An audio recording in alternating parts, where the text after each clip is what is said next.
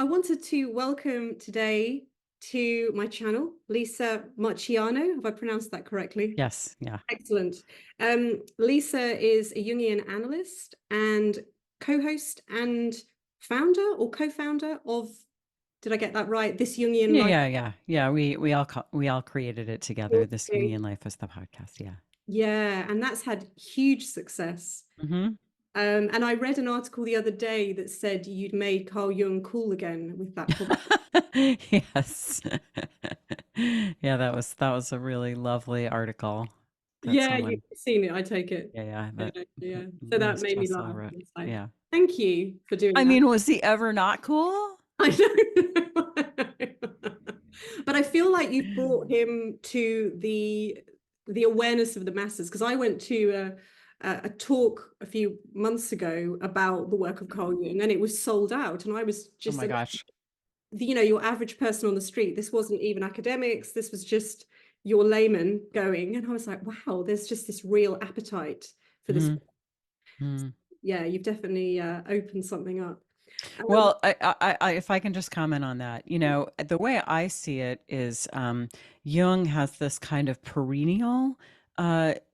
People rediscover him. I remember someone once pointing out that, Freud sort of won academia. So, in the middle of the 20th century, it was Freud who was taught at universities and in graduate schools and that kind of thing. It kind of seemed like Jung was going to die, mm, but but he never did, and there was this resurgence and interest in him in the 80s and the 90s, and then it sort of died back, and now we're in the middle of another resurgence. I just think there's something we recognize his ideas as helpful and truthful, and so they'll never really go away, but it's nice to be part of another renaissance. So Absolutely. No, I completely agree with you, actually. Yeah.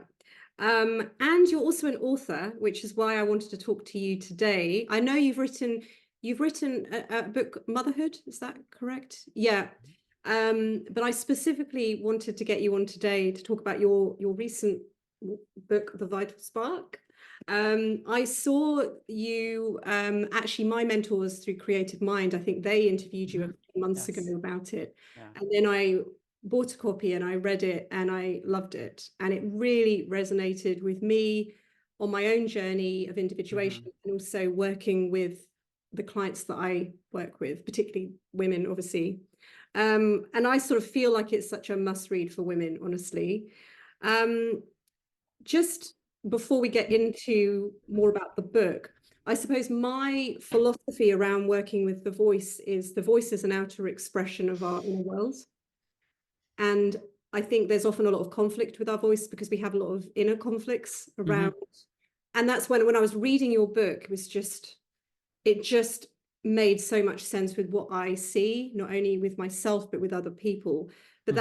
that's been my real approach. So just working on vocal technique, which is my training and very much the functional aspect of voice. Yes. Um, which was very much my training. Like, if you do this exercise, then you can create this change in your voice. If you do this, you can get this. But I realized there was something so much deeper driving Yeah, yeah. the voice. Yeah. Well, that's interesting to me. When you approached me and I looked you up, I thought, oh, that's really interesting because one of the things that I notice in the consulting room is, I try to pay attention to people's body and body language and, the way their face flushes, maybe when they talk about something, these kind of subtle displays of emotion. Yeah. And one of the ones that I just find myself noticing a lot is Mhm. voice.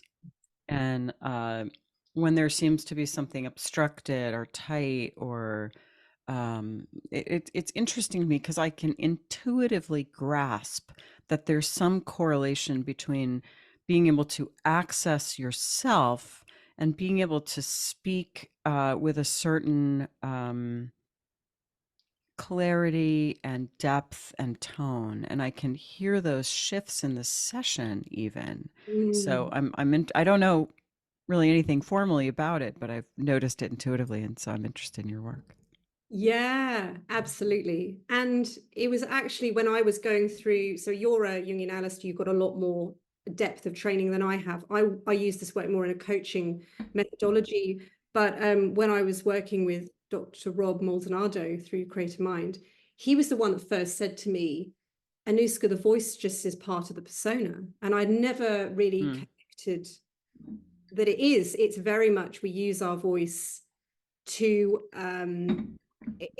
bring a particular part of ourselves to a certain situation. Like we change our voice depending on who we're talking to. And that's what I find very interesting.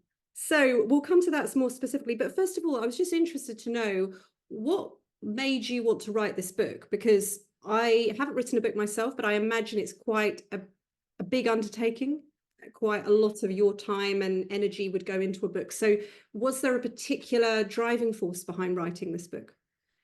Well, you know, I knew after motherhood that I wanted to write another book, and I wasn't exactly sure what I wanted it to be about. But then we recorded an episode on our podcast. It was a long time ago now. It must have been in 2020. We recorded an episode that we wound up titling Fierce Female Initiations. Mm. And in that episode, I found that I had so much energy. And I also found that I had all of these fairy tales that I wanted to bring out to illustrate different versions of a woman's initiation. And the episode finished, and I thought, oh my God, that's a book. Mm. And so I spoke about it with my agent, and you know I'm sorry, I guess this would have been, I don't know, maybe it was 2021. So it would have been shortly after my other book came out. She said, well, you know, why don't you just wait a beat, you know, you just had a book come out, just wait. But then my editor said, you know, Lisa, I have this idea for a book that I think someone should write. And she told me her idea, and it was like, oh, I think that's the same idea essentially. So I was like, I guess this book's going to be written. So, you know, I think unlike Motherhood, which cooked for a really long time as a book, I mean, I knew I wanted to write a book about that for years. This was something that had definitely been cooking pretty much my whole adult life, but I don't know that I knew I was going to write a book about it until it was time to write a book about it. So it's cooked, and yet it was also taking shape as I was writing. For those people that haven't read the book, how would you sort of summarize what the vital spark is? Just summarize. Yeah, no. Actually, I can summarize it because I actually have a thesis statement. Remember that from like your middle school you know, composition classes. So this book has a thesis statement, and I like it, so I'm going to read it. Perfect. It starts on page 1. Oh, okay. I can read along. There are qualities such as kindness, empathy, and agreeableness that can help us get and stay connected with each other. And there are fiery qualities such as anger, shrewdness, and forcefulness that can help us get and stay connected to ourselves. Roughly speaking, the first set of attributes fosters relationship, while the second set enables personal empowerment and assertiveness. Both ways of being in the world are important for psychological health and growth. Generally, women in our culture are permitted to access and develop the former qualities, while we are discouraged from expressing or investing in the latter. So the book is about how to I love it when like reviewers on Amazon sum up the book better than I could. But one of the it happens. One of the review, it's like, oh yeah, that's exactly what I said. One of the right, yeah, no, one of the reviewers on Amazon talked about you know, it's about the qualities that make you a difficult woman. And I was like, yeah, that's true. So I look at these 8 qualities that are maybe associated with being a difficult woman, and look at how they can be really life-giving and put us in touch with our vital spark, and how it can be helpful to cultivate them. And I give some examples, and I use fairy tales. Yeah, it's very interesting. And you use examples like clients that you've worked with, or yeah. So what do you think the cost is then if we don't embrace this sort of vital spark in our life as women? Yeah, well, I think that it can manifest as sort of a feeling of flatness, Mhm. or just everything kind of is a little bit gray, or we feel sometimes depleted, or we have this kind of nagging sense that something's wrong, that we're supposed to be doing more, or we're supposed to be. Sometimes a lot of women come in with this sense that, like, there's something else I'm supposed to do, and I don't know what it is. Mhm. And I that's a very common issue to bring into therapy. And I think sometimes there is something that you need to do when you're trying to find it. But often what's called for is just a shift in attitude. Yeah, And connecting with these qualities can be part of that shift, I think. yeah. And I also do think that my personal opinion is we know what we're here to do, but we don't think that we can do it, or that it's, as you said, it's not acceptable as a woman to follow that path. So we've kind of very much suppressed it. I mean, as an example of my own life, I mean, I started songwriting about 3 years ago, but I've sung my Mm, entire life because I told myself my whole life I wasn't a songwriter. hmm And it was actually through my own individuation process that it was, my coach said to me, Aniska, I think you need to start writing music, because mm, I'd really shut it down, because, and I would have told anyone I spoke to, no, I'm not a songwriter. It's not what I do. I don't really want to songwrite. That's what I would yeah. have said. So I think, where do you feel, do you think there's any sort of truth to that? Or do you think people really sort of don't know often? I think it's both. I definitely think there are those people who kind of have a hidden purpose Yeah. that they've hidden from themselves. Often it has to do with staying small to stay safe. Yes. But I think when that's the case, it's usually like your experience that we're engaged in something like adjacent. You know what I mean? Yes. We're close to it, and but and you might not have been able to say, oh, what I'm really put here to do is write songs, but you were certainly, you're like the actor who well, this is not a great analogy, but I'm thinking someone who works as an usher at the theater when what they really are meant to be doing is acting. You know what I mean? You're close to it.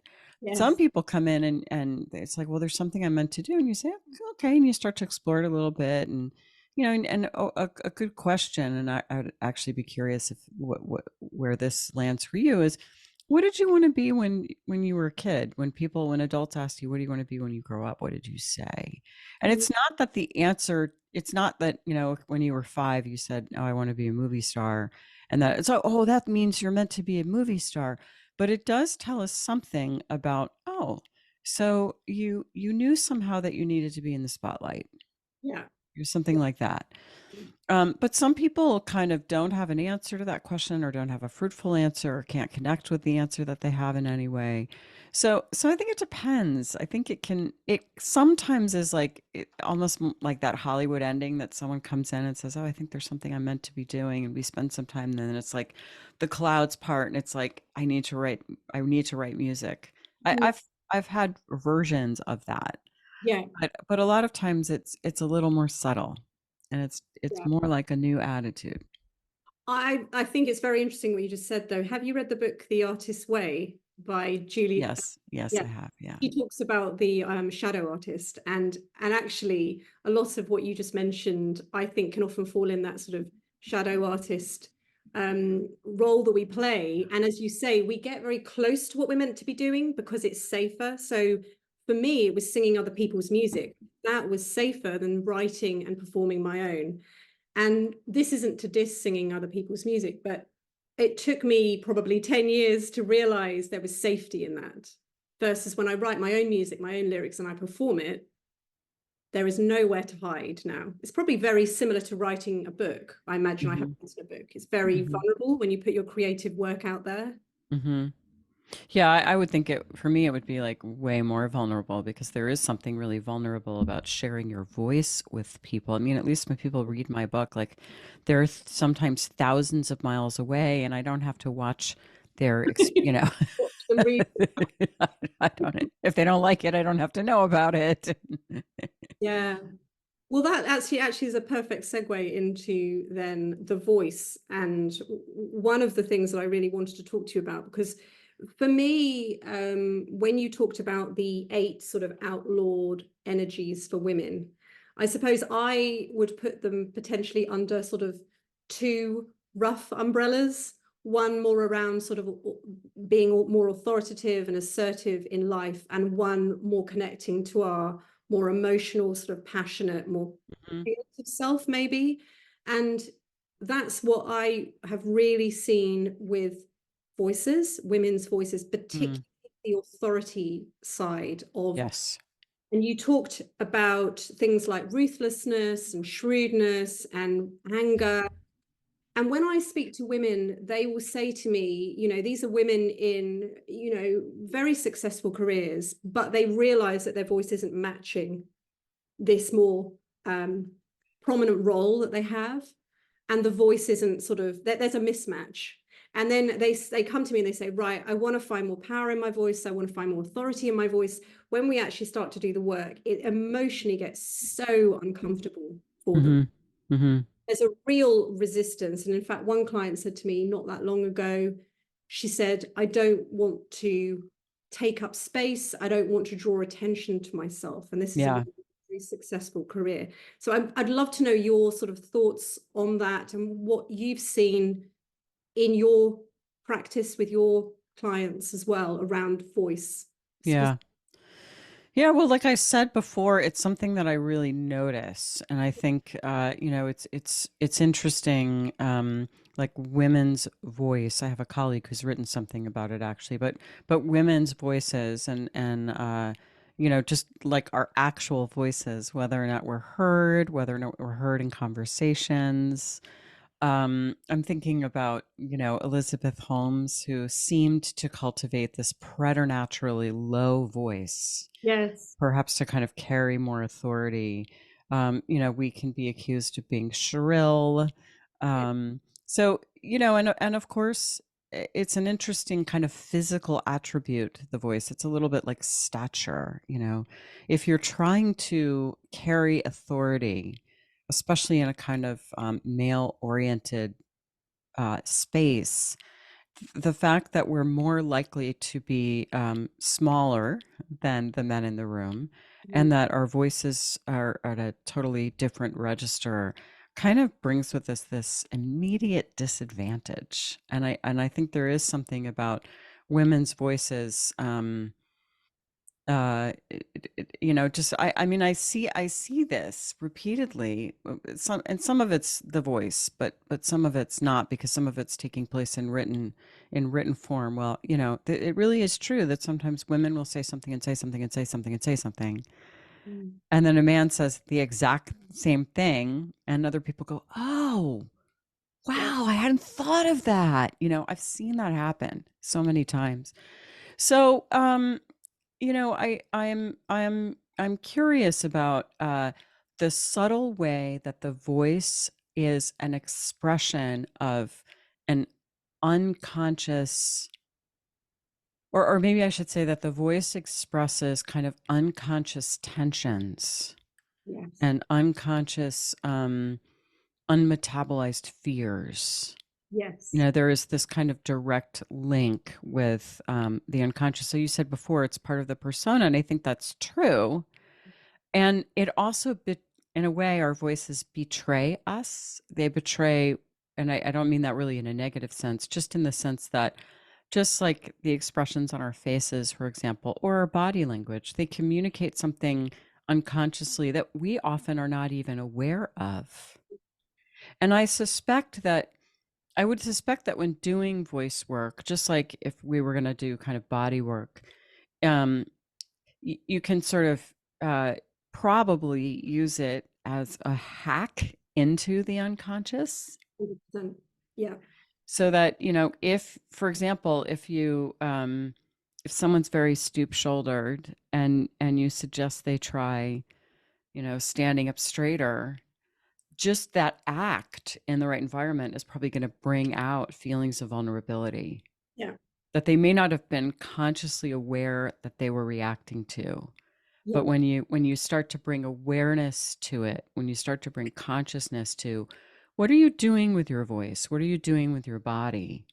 Yeah. It's like, wow, I didn't realize I was trying to stay small. I mean, I'm aware of when women uptalk, Yeah. Yeah. you Yeah. know. Yeah. That's one thing. Or I always notice when certain people have a lot of vocal fry. Yes. A lot of women have a lot of vocal fry. I don't know. I don't know exactly what that is, but I sure as heck notice it. Yes. Yeah. And to me, I don't know if anyone else reads it this way, but to me, I hear it as a dampening down, a making smaller. You're closing something off a little bit. Yeah. So again, it's something I notice. I can notice changes in the voice. Um, and I don't have any training or haven't even really given it a lot of systematic thought, but just have a kind of intuitive reaction to it Yeah.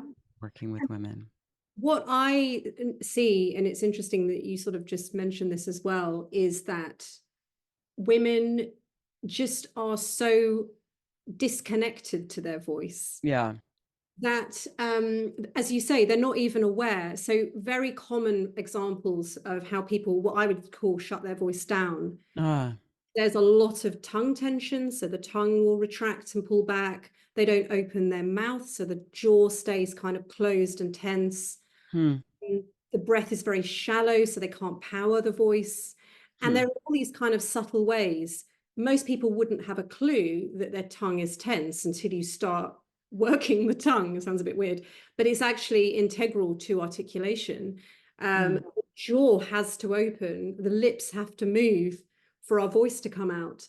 And so when I start to get women to look at themselves in a mirror, which is often very confronting, okay, I want to watch yourself speak, like look at yourself because you think you're opening your mouth, but it's barely moving, or your lips are Wow. barely moving. And so it Wow. is very, very unconscious. And, so it's not, I always say to people, it's not to blame yourself. You're not deliberately doing this, but it is revealing something. Yes. There's something that you are, as you said before, like we're trying to stay small. Hmm. Um, and what would happen if I allowed my voice out? And Yeah. obviously, historically, I think women's voices have been and still are in certain parts of the world. There's literal, you might be killed if you express yourself. So I think it's within our sort of, it's passed through generations. It's in our cells to some extent. And so we're Yes. kind of living that, even if we're not Hmm. directly affected by it. I appreciate that you said that, that it's kind of in our cells and we're living it because I do think that some of the discourse around women's empowerment or lack thereof tends to focus only on the culture. Mhm. And of course, the culture is a part of it. But I also think that there are probably um, innate, and I'm going to say even biological factors. I know that this is an uncomfortable idea for lots of people, but if you think about the point that you just made about women needing to kind of stay small to be safe, I mean, we all need to both feel like we fit in and belong, and also stand out. But when you stand out, then you run a risk. You could. I'm literally thinking of sort of animals, Yeah, mammals. yeah, You could be predated if you stand out, yeah, and evolutionarily, it may have been. Well, I think it probably was. uh, you know, uh, Better for men, or more comfortable for men to stand out. Let's say that, or more comfortable in more situations for men to stand out. Whereas, yes, sometimes it's helpful to stand out as a woman, but there are also many times when that could be dangerous. yeah, So I think we want to feel like we fit in. We don't want to feel like we attract too much attention to ourselves. There is a way. You said before that that women kind of keep themselves small. mhm, And I think that that is true, like you said, in kind of a cellular way sometimes, very unconscious, yeah, that we don't want to kind of um, stand out too much or put our head up too much because we could really become a target. And you do see this in politics, where as prominent women often will get, I mean, all politicians get a certain amount of criticism, and sometimes very cruel criticism heaped on them. Yeah. But female politicians, at least in the States, I don't know if you would, if you would agree that this is true in Britain, but I think maybe it is. Female politicians kind of can get it the worst, Yeah. you know. So when you stand out as a woman, you're really vulnerable. Yes. So I think we probably have a way that we want to make sure that we don't, and it's really unconscious. And I also think, kind of like what you said before, there are double standards. So what is authoritative for a man is aggressive for a woman, and women Yeah. are allowed to be aggressive and angry. And I mean, I'm actually interested to know your sort of thoughts on this in a second, but I had a very outspoken mother growing up, and she was not afraid to say anything to anyone, to the point where I actually thought one day someone was going to like stab her because Oh my gosh. chase people down the street, or she was not afraid. And then I think I internalized that as it's dangerous and I didn't like it. And I went the other way. So I went into being the conflict avoidant. My mum was head on go for conflict. But I'm interested to know your thoughts on what our relationship with our mother, specifically, how that would impact us as a woman in terms of how we might express ourselves. I mean, it's probably Yeah. a massive topic, but Yeah, yeah. Well, I think, and I do talk about this just a little bit in motherhood, but I think that what we saw our own mother struggle with can feel like a spell that we're bound to fall under. Mhm. So, or even maybe a curse sometimes. So if we see that our mother struggled with X, Yeah. it's like, oh, I want to make sure that doesn't happen. And then, we run the other way. And sometimes we run the other way so hard that we actually wind up meeting the thing that we're trying to avoid. Yeah. But if it's done with consciousness, we can kind of transform that expectation. So, what we see our mothers live out becomes our expected pattern for ourselves. And that can be very, very difficult, either because we feel we won't live up to it if we have a very high achieving mother. That can kind of dampen a woman's growth and development, I think, if your mother was a superstar. Yes. Or if we saw our mother be very under actualized, we can feel like, well, is that my fate too? And do I need to go in the total opposite direction to avoid it? And that's hard because, I mean, I think in all of these cases, the truth is that we're usually a lot like our mothers. At least we have many features, and it's we got nature and nurture thrown in there. Yeah. And a lot of times we're, mothers and daughters are very similar. And coming to terms with any of this, whether it's, oh my God, I'll never be able to live up to what she's done, or I really wouldn't want to go near the way she is. She really turns me off. It means that we wind up often rejecting a part of ourselves Yeah. because our mother is in us in some way. And so it is a real work for a lot of people, a kind of in adult psychological life, to discern what's mine, what's my mother's, what is both, and what do I need to come to terms with and perhaps even accept in myself, even though I started off really wanting to reject it in her. Yes. And I mean, again, for me and probably most people, it's we're not sitting there consciously thinking, I want to reject this in my mother. For me, it was Hmm. a very sort of gradual process, and I found myself becoming this ultimate pleaser, this conflict avoidant, because for me, being like my mother, I just hated the anger and the rage that came out of her. And obviously I know that it wasn't a particularly she wasn't on the sort of deeper sort of individuation path. It was very unconscious sort of anger. But I guess as a child, you see it, and I found it quite frightening. But what Well, I realized, sorry, go on. no, I was going to say it sounds like she was dysregulated. Yes, yes, Mhm. yes, absolutely. And that's why when I read your book, and also through my own work, because that anger is my anger, And I had to start to integrate exactly what you were talking about in your book. I had to start to integrate, it's okay, Anuska, you can express anger. Yeah. Maybe you don't have to chase people down the street and scream and shout at them, but you can express it. And I had just completely rejected it.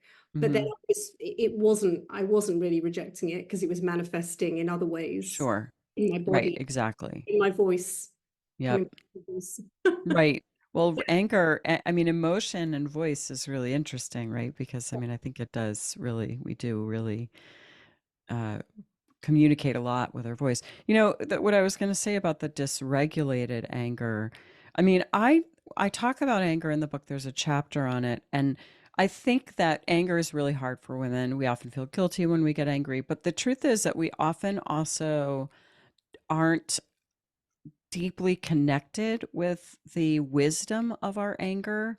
So it does come out it can come out in a dysregulated fashion Yeah. in which I know some women, and this may or may not have happened to me, where you just start crying.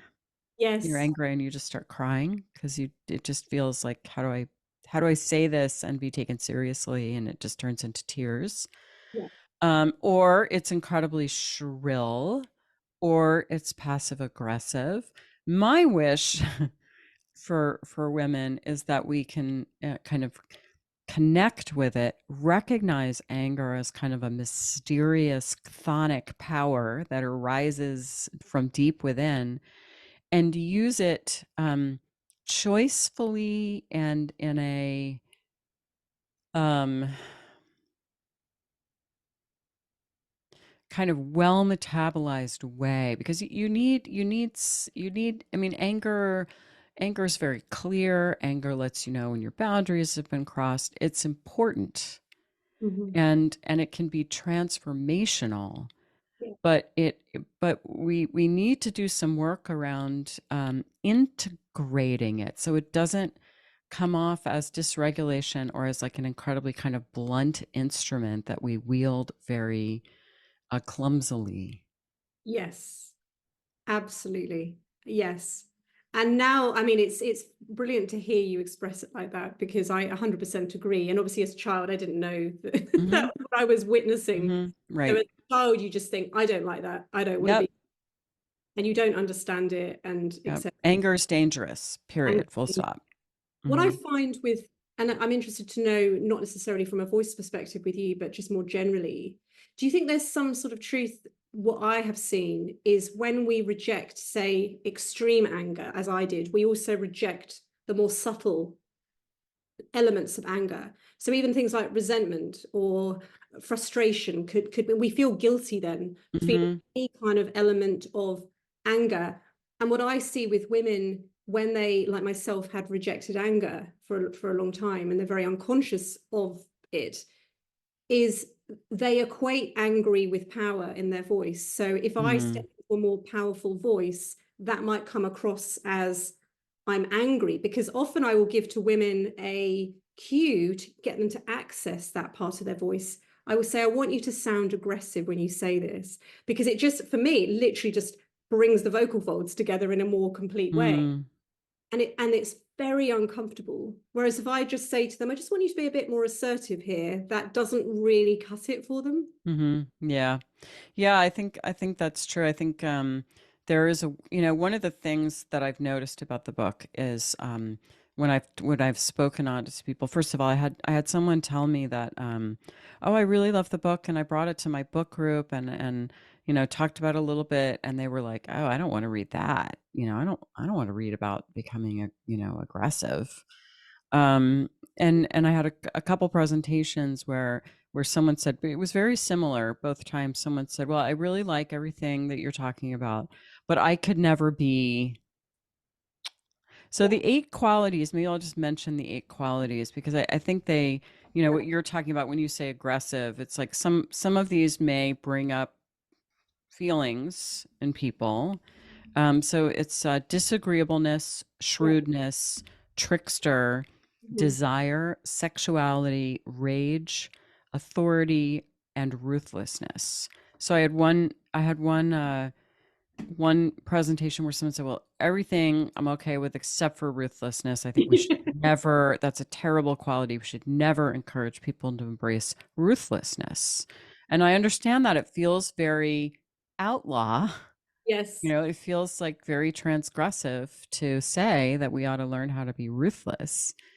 But, what I'm talking about with ruthlessness is that ability to do something that is going to inconvenience someone else, or perhaps they're even not going to like it or be upset, but you need to do it in the interest of growth. And for all of these qualities, what I'm saying is we have to develop the capacity to act in this way, not to become this. And again, this takes me back to what you're saying with your mom. It's not like, oh, no, you don't need to become a raging monster, Yeah.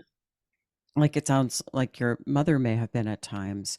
What you need to do is learn how to access your capacity for rage. And then you're also developing the ability to discern when it might be right to act in that way. Yeah. The other one that people sometimes react to is trickster. Well, Mhm. are you telling me to be manipulative? I would never want to teach my daughter to be manipulative. To which I responded, well, being able to access trickster energy has saved my life. Yeah. I hope I've taught my daughter how to access trickster energy, Yeah. Yeah. So these really are forbidden. And so for that reason, there are people who read the table of contents and think, oh my God, no, you know. But like you're saying, you're not saying, well, I want you to be an aggressive harpy. You're Yes. saying, where can you find your aggression in your throat? Can you find your aggression in your voice? Can you find your aggression in your body? It's a good thing. I've used the metaphor that it's an arrow in your quiver, and you want that arrow in there. That's an important arrow to have. And then you can choose when you use that arrow. Exactly. I say this all the time to people. I say it's not that you have to become angry, but it's a conscious choice if you Yeah. choose to express anger. Yeah. Versus I can't express anger. And I do think it has a profound impact. I think it's so funny that you just talked about ruthlessness and the manipulation and all of that, because I just feel like when we really reject that, it is going to impact our voice, because we are That's not interesting. going to allow ourselves to really express ourselves, ask for what we need, ask for what we want, maybe go for Hmm. promotion, ask for a pay rise, express to our partner that we're not happy about something, or a family member. Like all of Yeah. it just, I think the ego will always see it at the most extreme level, everything. Like, I don't want to be like, as in the case you just said, like with my mum, sort of like a raging kind of lunatic running down the street after. But it's not that, but it's just you're not rejecting it as well. Right. Right. It's the Right. rejection that pushes it into Hmm. the unconscious, isn't it? Hmm. Hmm. Right. And then it's part of the shadow Yes. where it can kind of wreak havoc and come out in unconscious ways. One of those ways being your voice. Yes. So Exactly. while some women who maybe reject anger, you can kind of hear the shutdown and the tightness. It might also kind of come out in these sideways ways, maybe where there's a lot of tension in the voice and you can hear the irritation, you know. Yeah. And I think less so, but I think there's also some women that, I don't know if this is a term that I've just made up, but almost like persona swap. So they've spent their whole life being the good girl, and they're like, Hmm. screw this, I'm not being a good girl anymore. And then they become this kind of, they go literally just start doing the opposite, but they haven't ever Yeah. integrated anything. Right. Then Right. you see a lot of, not a lot, but I do see this sometimes with women where they become then very aggressive or Hmm. shouting at people, kind of a bit like what you were sort of describing with my mum, because it's not been integrated. Yeah. It just what I would call persona swap, because they realize Hmm. the good girl isn't working anymore, or men Hmm. mess me around, so now I'm just going to be a bitch to all men. It's Right. not integrated. No, no. I remember my dad worked in the corporate world in in the New York City area. So that's, and this would have been, you know, in like the 70s and the 80s and the 60s, 70s, and 80s. So that's a whole thing, right? You can sort of get a picture. And I remember being in high school and going out for, you know, a special dinner for a birthday or something. And we go to this fancy, back then, all the good restaurants were French. So funny. It's like not like that anymore. So we'd go Yeah. to this kind of fancy French restaurant, the place with like, you know, the waiters wore bow ties and that sort of thing. This would be like a special, you know, someone's birthday or something. And you know, my dad's, you know, whatever would come, and it would be undercooked or overcooked or something, and he would call the waiter over, and he would say, with no change in his voice at all, making eye contact with the waiter, very politely say, "This is a little too well done."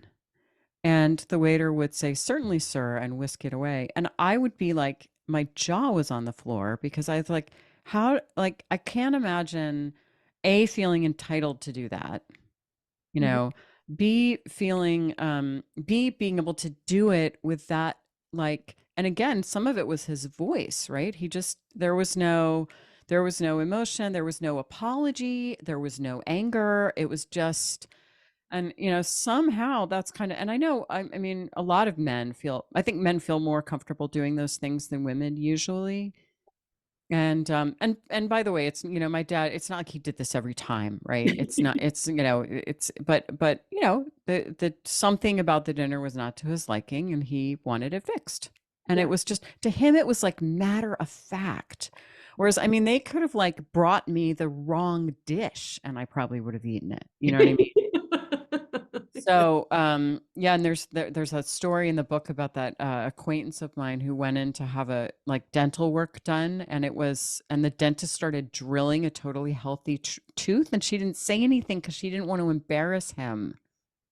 So I think there's something about, you know, there's this quality that women have where we'd rather be kind than avoid saying the truth. Yes. Yes. And actually, And yeah, no, oh, no, go I ahead. was just going to say that I think that we might think that we are serving the relationship, but really we're not, because we don't Mhm. really then know, we don't know the person that we're in a relationship with, or we're in a friendship with, because if we're always just sort of pleasing our way around, then who are we? You know, we Right. don't have. But what I was going to say with that example with your dad was, I think what you're describing for me is someone that's very direct. Yes, No, like filler words like you know, that's right. really like this, can you? And what we tend to do, I think, as women more, is we use lots of filler words, we apologize profusely, and we are Yes. very indirect with our communication. And Yes. again, the voice starts to shut down in various ways, the throat might tighten, the jaw might tighten. Yeah. So physiological, like this. Yes. Yes. The way that the way that when we don't have access to these qualities, it's very physiological. I like the way you said that. And I don't touch about that at all in the book, but it is a fascinating kind of level then. And so I love that you're picking it up and working with it. That's great. Just one other aspect then. In terms of, you talked about desire and sexuality, and I think again, women, we have a lot of conflict around that. There's a lot of Hmm. mixed messages. I felt that, you know, you're meant to be a sort of what they say, a whore in the bedroom and a something in the kitchen. You know, we have this kind of, we're meant to be sexual, but if we're too sexual, then we're a, you know, we're a whore. It's like we can't win. So Yeah. but from a voice perspective, I sort of feel like, you know, I think historically, when women, when we do express a lot of emotion, we are deemed as mad. We get locked up in lunatic asylums. We're hysterical. We're hormonal. You know, we are sort of written off as lunatics, literally. And so I think I see an element, and I'm interested to know your views on this, that although I think on the surface, most people would say women are more connected to their emotions, I also feel women are often very shut down to their Hmm. emotions as well. Hmm. There's this kind of interesting conflict I think we have with being emotional. And I sort of see this a lot with women as well. They can be emotional with their voice around children, young Hmm. children, pets, Hmm. or but then put them in another situation and it's either the voice completely shuts down or they kind of almost go hysterical. Hmm. There's not much in between. Yeah. You know, one of the things that really helped me understand that was this school of psychotherapy called AEDP, and I can never remember what that acronym stands for, but it's a really interesting kind of school of thought. And one of the insights that, at least I learned this insight there, I don't know if it originated with them, is that, but it makes total sense to me. So, is that strong emotions are embodied and have a lot of wisdom in them, and also kind of come with a plan of action. So when you feel angry or you feel scared, these kind of core, what they call core emotions, there's usually something that you want to do around that. Hmm. Not that you should necessarily do it, but you can kind of ask yourself, what's the plan of action that's being recommended here? Yeah. Um, but strong emotions, strong core emotions like that, and joy is one of them, by the way, and so is, sexual excitement. They can be socially disruptive. Hmm. And so we've also developed ways to disconnect or sort of modify those core emotions with what AEDP refers to as secondary emotions, like guilt or anxiety. Yes. And Yes. this makes a ton of sense to me, and it's really, really helpful. So a lot of times when someone is anxious, unfortunately in our culture, we treat anxiety as a thing, and we try to medicate it. And I mean, anxiety is different than fear, first of all. But I think AEDP is really onto something with seeing anxiety as a way to kind of dampen a core emotion. So Mm. if you're deeply sad, for example, but somehow that feels like it will be socially disruptive because other people don't want to deal with your sadness and people don't like dealing with sadness, you become anxious. And then Yes. you just kind of fret and you worry, and it allows you to stay in the social context better. And of course, anger can be socially disruptive, and all other kinds of things. So so that to me helps explain why women can both be very in touch with emotions and also cut off from them. It's like we feel it very strongly, but we know that it may upset the apple cart Yeah. of the relationships and the people around us. So we sort of do this little thing Yeah. that changes it, and in a way kind of makes it more internalized.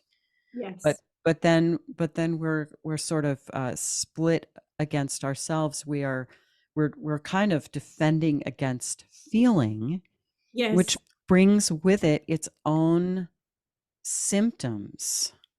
And Hmm. this is where, going back into a Jungian frame, Jung talked about how we're split. The psyche is always somewhat at war, Yes. and that state is called neurosis.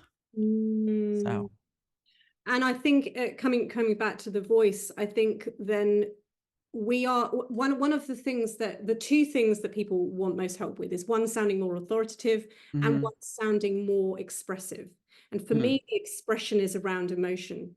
mm, Because actually, when we are in situations where we're not really in our head, where it's, as you say, sort of more socially acceptable, it's not going to disrupt. So we might be at a sporting match or a concert, and we feel then we can let loose emotionally and cheer and yay. And but I mean, that's just a very simple example. So it's like we know how to access variety in our voice, dynamics, pitch, pace, all the things that people want. But as you say, I think it's more when we are in situations where perhaps it might be more socially disruptive, the voice again shuts down. So mhm, we're comfortable in these certain scenarios, but unfortunately, that's actually what makes us a more compelling speaker is when we're more expressive, is when we actually, what I would say is kind of connect to your heart, mm, connect to the emotions and feel what you're talking about versus just reading it like a robot. So it's just very interesting for me because that is one of the biggest things. And with singers, which is fascinating, they struggle emotionally to connect Mm, to the mm-hmm. music because there's a fear of allowing the emotion out. Yeah. I could chat to you all day, but it was so, Mm-hmm. so interesting. Thank you so much. And I will put the link below if anyone is interested in buying this book or getting it on Audible or wherever you get the books these days. Mm-hmm. I definitely recommend it if you're willing to be kind of challenged a little bit. But I think people that sort of follow my work probably are used to me challenging them. Mm-hmm. Mm-hmm. And the So other thing I'll say, which made me really happy, a lot of people have told me that it's a fun read. And I wanted it to be a fun read, and I have had that feedback too. So it is a little challenging, but it's also kind of fun. it is. It is. Yeah, yeah, absolutely. But Hmm. I think it's just very, it's just going to awaken something in you. I think it's Hmm. very enlightening. It's going to make sense of a lot of things. I think it's going to be like, oh, you can start to connect dots. It makes sense with probably a lot of things that you might feel you struggle with. So Hmm. Okay, thank you great. so much, Lisa. It was an absolute pleasure. I really enjoyed this conversation, so thank you.